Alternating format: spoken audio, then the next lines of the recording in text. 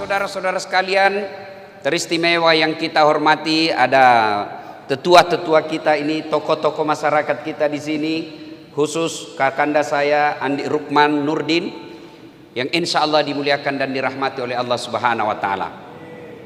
Ada doa dalam hidup ini yang sepertinya biar anak TK hafal.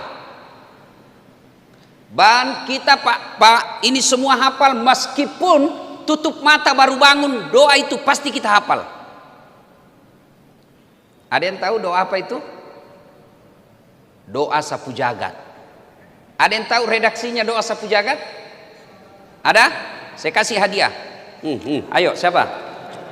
Siapa yang hafal doa sapu jagat? Ayo.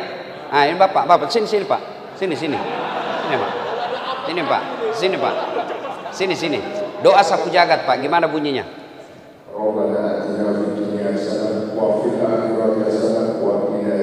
Artinya?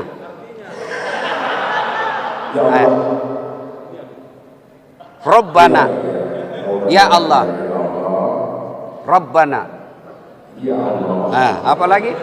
Atina fid dunya, berikanlah kami keselamatan di dunia. Karena ada Arabnya, ada terjemahannya, dapat 2 lembar. Barakallah Pak ya, beda duitnya itu Ustadz dengan Pak duitnya Said Didu. Silakan Pak, berkah itu Pak, insya Allah. Ya, nah doanya Rabbana atina fid dunya hasanah wa fil akhirati hasanah. Intinya 2 saja. Ya Allah, berikan kami keselamatan di dunia dan keselamatan di akhirat. Ini penting. Ada orang jaksa di dunia, keraknya neraka ditempati. Ada orang pengusaha di dunia, akhirat menjadi bahan bakar api neraka. Ada orang anggota DPR di dunia, dimuliakan dia di dunia, di akhirat menjadi manusia sehina-hinanya.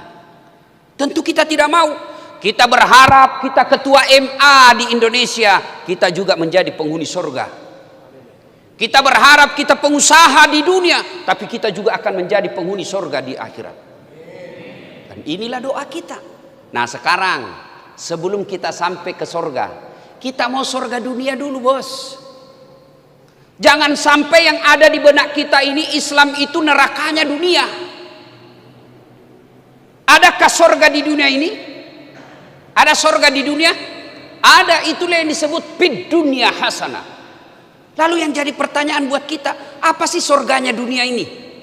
Menurut para ahli tafsir, yang disebut surganya dunia itu 4 syaratnya. Berapa Ibu? Berapa Pak? 4, bukan 4 istri.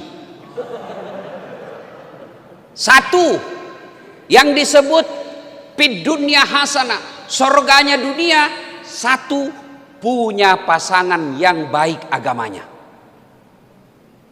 bukan yang cantik rupanya. Karena ternyata makin cantik istri, makin besar masalahnya Pak.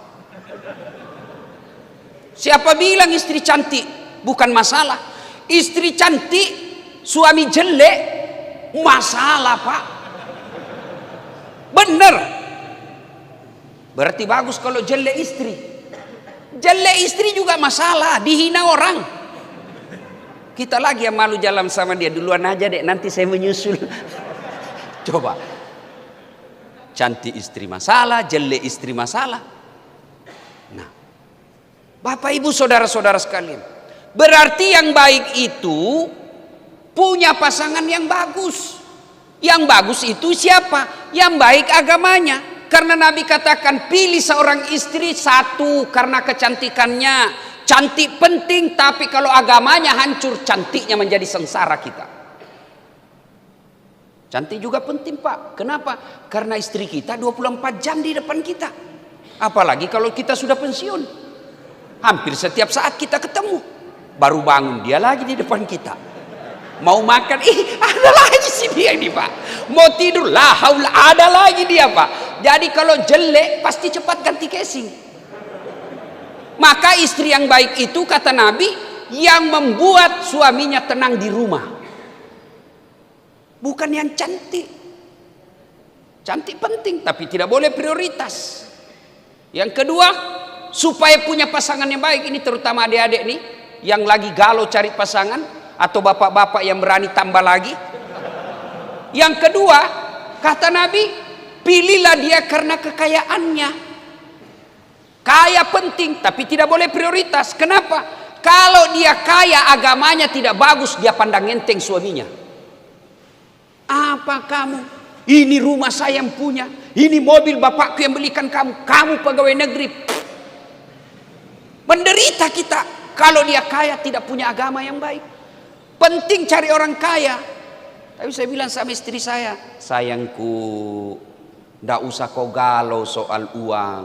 Uang tidak dibawa mati. Dia bilang mamanya cek, betul uang tidak dibawa mati. Tapi kalau tidak ada uang rasanya mau mati. Selalu salah pergaulan lagi istri saya ini.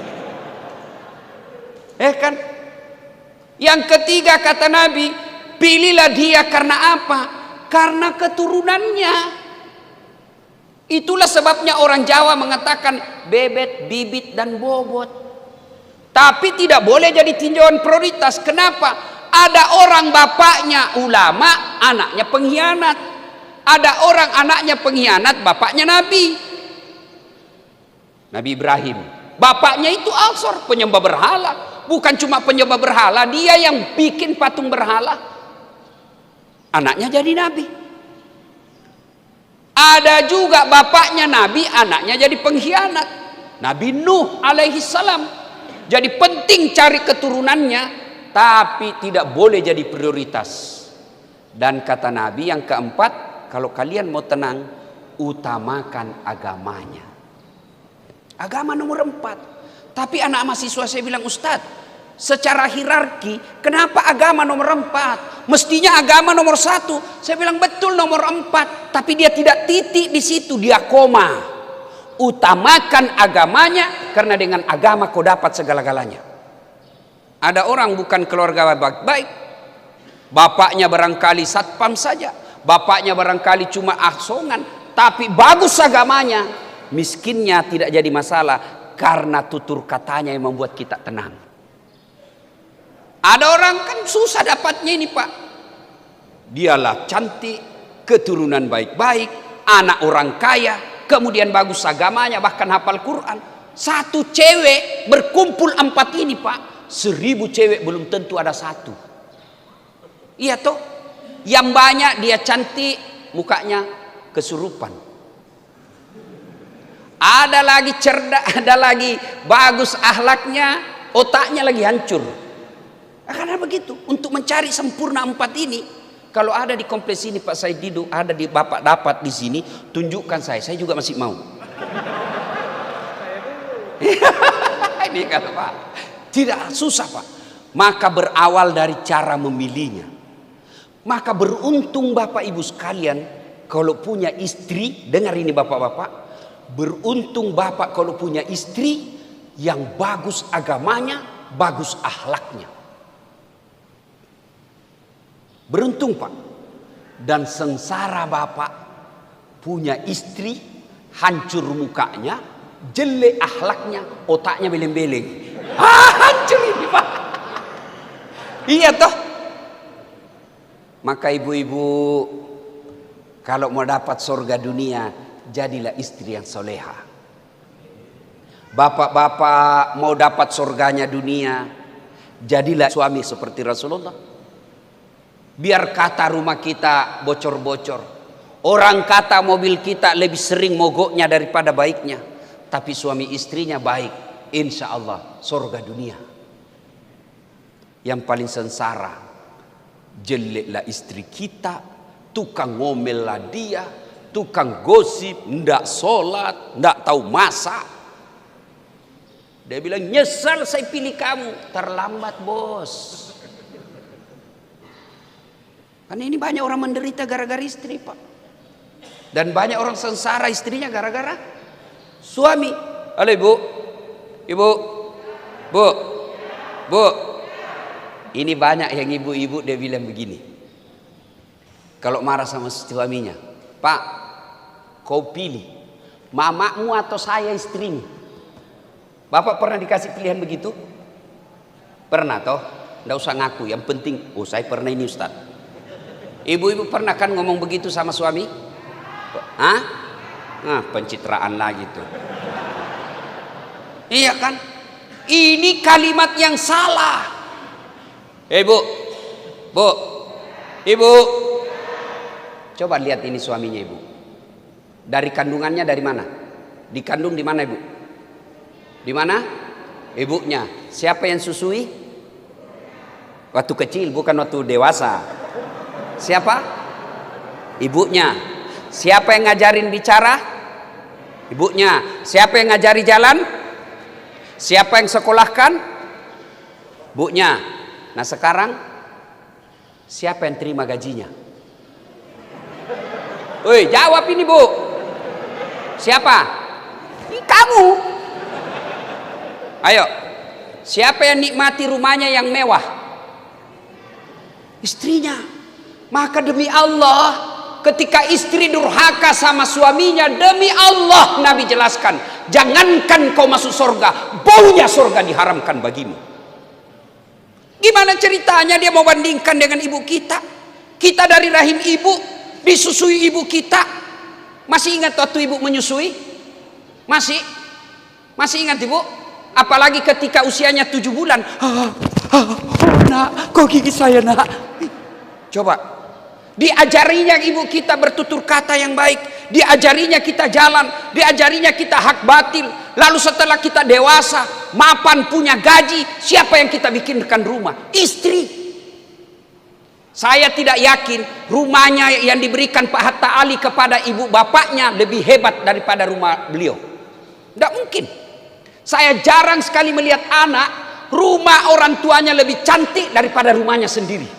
Padahal ibunya yang besarkan dia. Siapa yang nikmati gajinya? Istrinya. Maka jangan pernah berkata, kau pilih ibumu atau saya istrimu. Dongo itu. Dia ketawa, saya serius. Paham? Paham ibu? Makanya jangan pernah mengkhianati suami. Maka alangkah bahagianya kita seorang suami. Begitu pulang kita kerja disambut oleh istri. Assalamualaikum kakandaku Arjunaku. Disambutlah suaminya, waalaikumsalam adindaku Sri Kandiku. Dia bilang istrinya, Masya Allah suamiku gagah betul hari ini. Dia bilang suaminya, berarti saya jelek kemarin. Ini juga suami yang tidak tahu disanjung.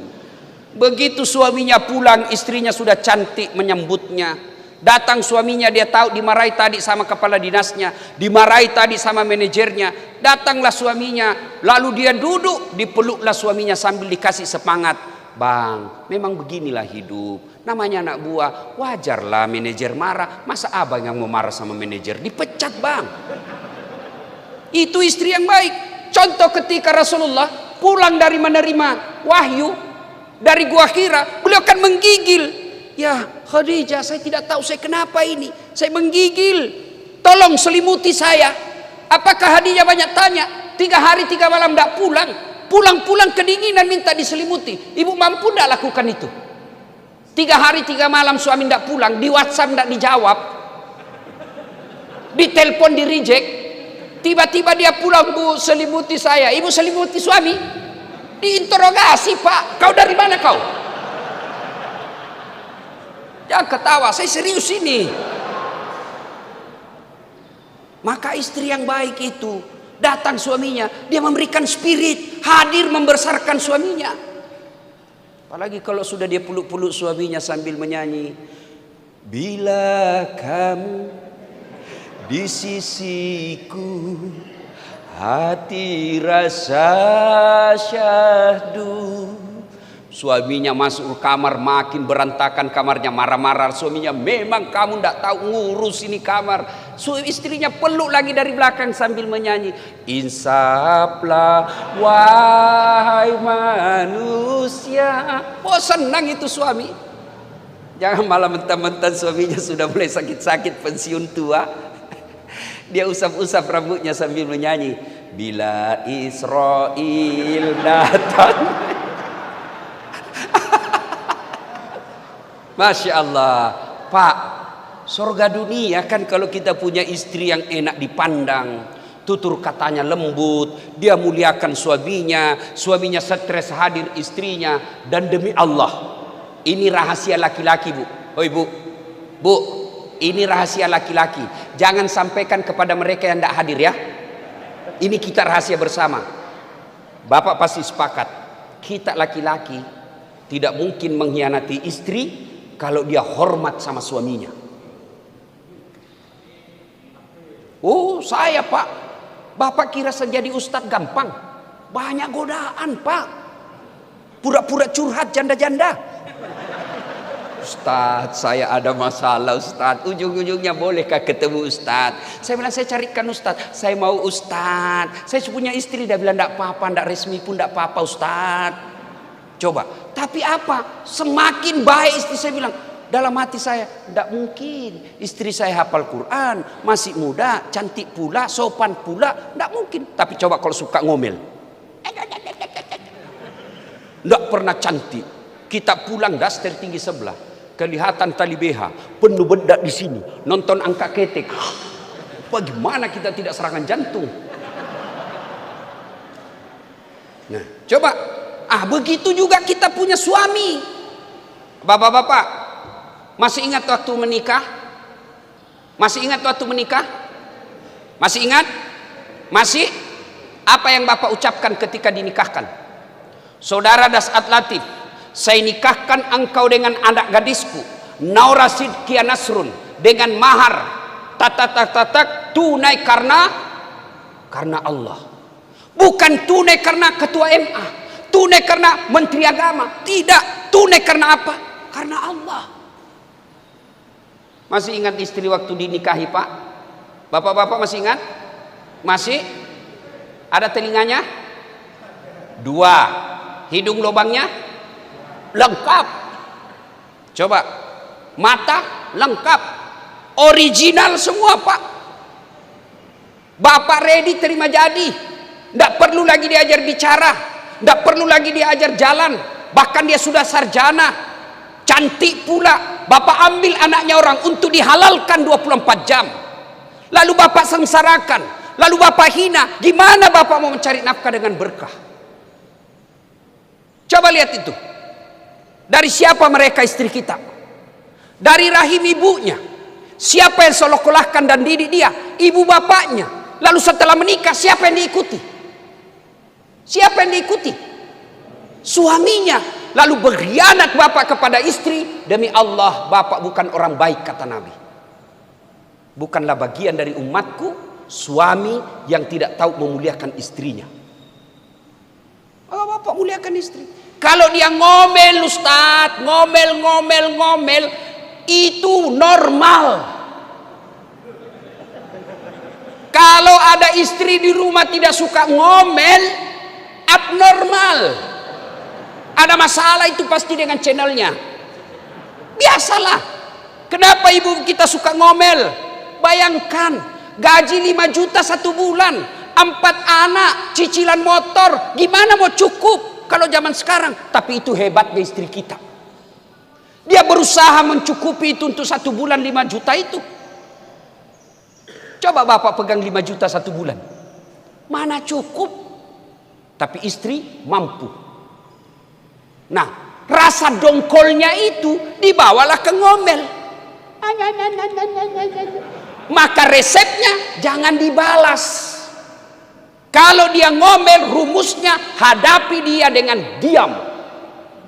Semakin bapak balas, semakin hebat dia bicara. Bapak cerita 1, dia sudah sampai 10. Dan itu terus dia ungkap. Itulah itu normal, biasa. Dan cara menghadapi istri begitu, tanamkan kesabaran, hilangkan ego. Kalau bapak muncul ego, saya yang cari nafkah. Dari pagi sampai malam saya carikan kau duit. Saya belikan kau AC, saya belikan kau mobil. Lalu kau maki-maki saya. Setan yang ngomong begitu. Istri ngomel, bapak diam. Biarkan saja dia. Sudah ngomel, selesai sayang. Selesai. Saya sudah boleh tidur? Ketawa sudah itu. Atau bapak-bapak yang besar perutnya, Gampang Pak, yang besar sekali perutnya. Kalau istri marah, buka baju Pak, kasih goyang perut, berhenti dia marah Pak. Coba amalkan Pak. Tapi kalau ego masuk, saya ini yang kaya, saya ini yang berikan kau rumah, itu setan yang bicara.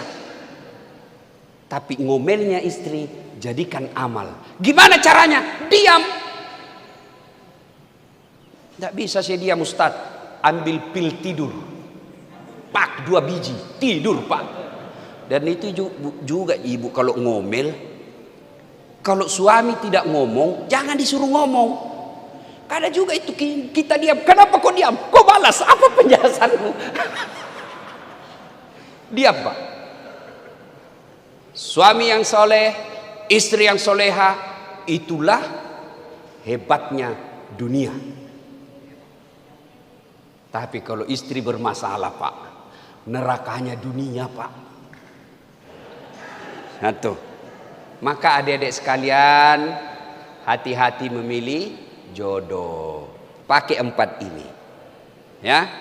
Yang kedua, surganya dunia kata para ahli tafsir yang menafsirkan fid dunya hasanah. Apa itu? Punya anak yang soleh dan soleha. Subhanallah Pak. Bapak yang bawa anaknya hari sholat subuh hari ini, top Bapak. Hebat. Bagaimana cara punya anak yang soleh dan soleha? 1, menurut Al-Quran. Surah Luqman. Ya bunayya, wahai anakku, la tusyrik billah, jangan kau mensyirikatkan Allah. Berarti yang pertama ajarkan anak kalimat tauhid, la ilaha illallah Muhammadur Rasulullah. Itu dulu. Yang kedua, paling penting jangan kasih makan uang haram. Coba lihat orang tua yang menghalalkan segala cara cari nafkah. Lihat anak-anaknya. Lihat anak-anaknya. Pak, ada 3 kewajiban orang tua kepada anak. Ada yang tahu? Saya kasih hadiah. 3 kewajiban orang tua kepada anak. Ada yang tahu? Ayo, 1. Ada hadiahnya. Sini Pak, sini cepat-cepat. Ini Pak, cepat-cepat. Matahari sudah terang. Ayo cepat Pak, cepat sedikit. Kewajiban ini Pak. Kewajiban orang tua kepada anak. 1. Kewajiban orang tua terhadap yang pertama yaitu menikahkan, mendidik anak dulu. Langsung menikah. Yang pertama apa dulu Pak? Kalau yang laki-laki apa namanya? Terlalu lama waktu. Sudah hadiahnya. Terima kasih. Terima kasih. 1. Lahir kasih nama yang baik. Itu dulu. Nama yang baik bukan nama-nama artis. Nama yang baik bukan nama selebritis. Nama yang baik, nama yang ada doa dan harapan di dalamnya. Saya kasih kau nama nak Khalid. Ini Khalid ini salah satu sahabat, Khalid bin Walid, yang awalnya berperang dengan Nabi. Setelah masuk Islam, hidupnya habis untuk membela agama Allah. Saya mau kau seperti itu. Itu nama.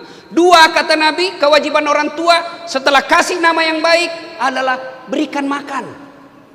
Cari makannya halalan thayyiban wasi'an. Halal baik banyak. Yang ketiga, didik.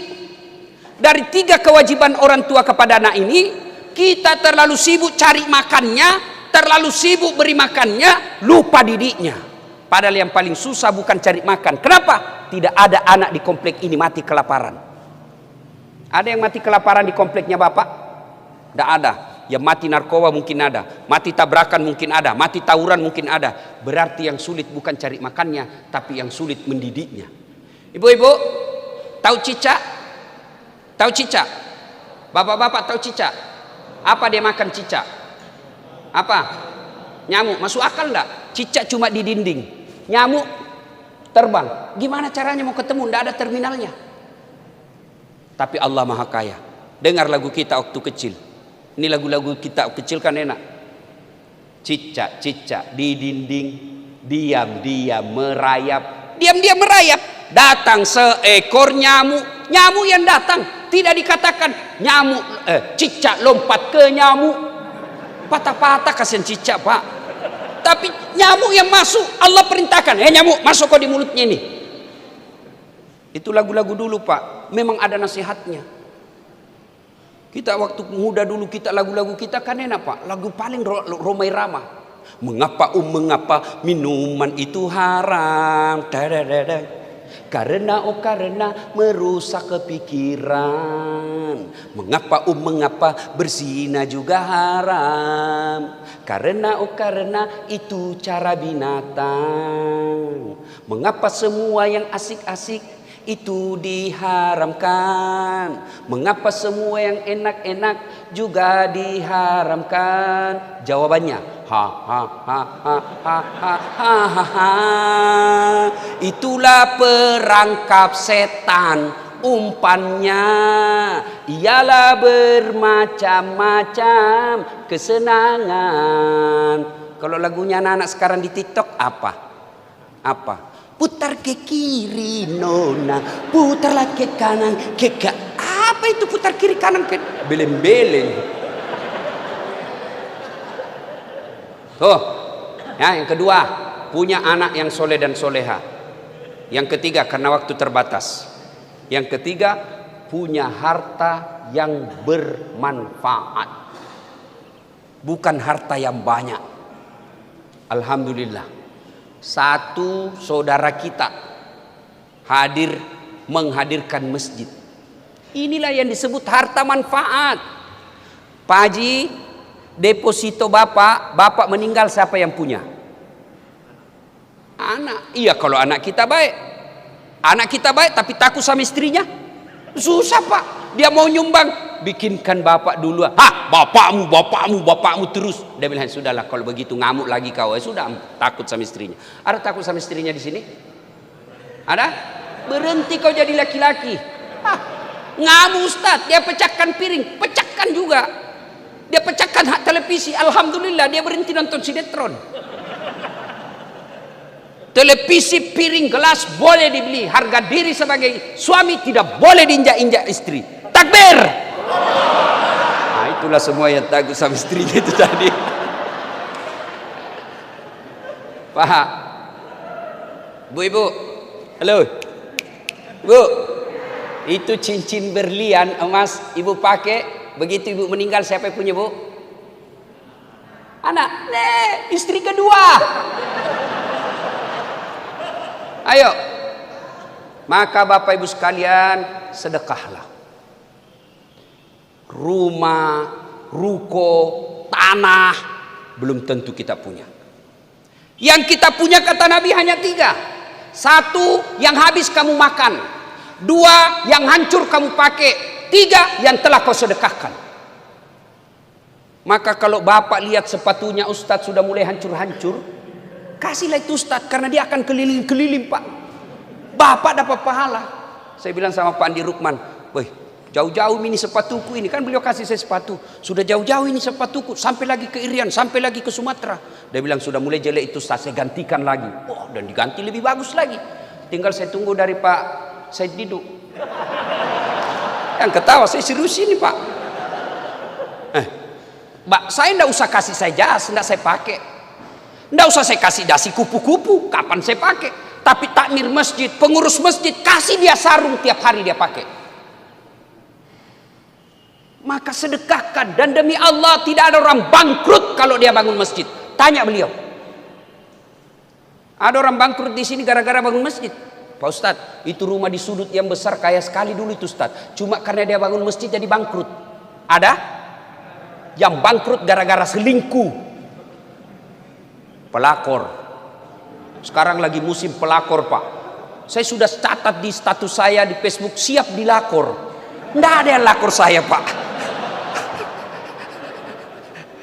Supaya istri saya percaya bahwa ini betul suami saya ini tidak ada macam-macam. Kalau sembunyi-sembunyi bahaya itu Pak. Saya terang-terangan siap dilakor.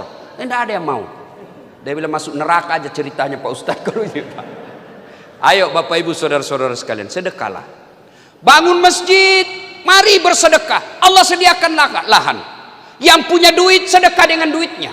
Yang punya kekuasaan sedekah dengan kekuasaannya. Yang punya ilmu sedekah dengan ilmu gambar-gambarnya. Yang punya tenaga sedekah dengan tenaganya. Saya tidak punya duit Ustaz, tidak punya jabatan, tidak punya tenaga, tidak punya kecerdasan. Apa sedekahnya Ustaz? Diam. Kau diam di situ. Jangan banyak bicara. Ada juga tidak sedekah duit, tidak pernah datang jamaah, tidak pernah gotong royong. Diam aja kau di rumahmu. Ibu-ibu sedekah. Kalau Pak Haji bangun masjid, kita sedekahnya apa? Kirim itu sendal dari toilet ke pintu masjid. Kudung, Quran, air minum, sedekah. Jangan tunggu kaya dulu baru bersedekah. Karena kalau Bapak tidak kaya maka tidak akan sedekah-sedekah. Ibu bapak saudara-saudara sekalian, dan yang keempat, surga dunia itu punya teman yang beriman. Saya yakin Pak Hatta Ali, waktu beliau jadi ketua MA banyak sekali temannya Pak, ngantri Pak. Tapi setelah hilang kita punya jabatan, biasanya mulai jatuh satu demi satu. Pak Said Didu waktu masih menteri Pak, ngantri orang mau datang Pak. Tapi begitu mulai mengeritik pemerintah, ngantri penyelidikan.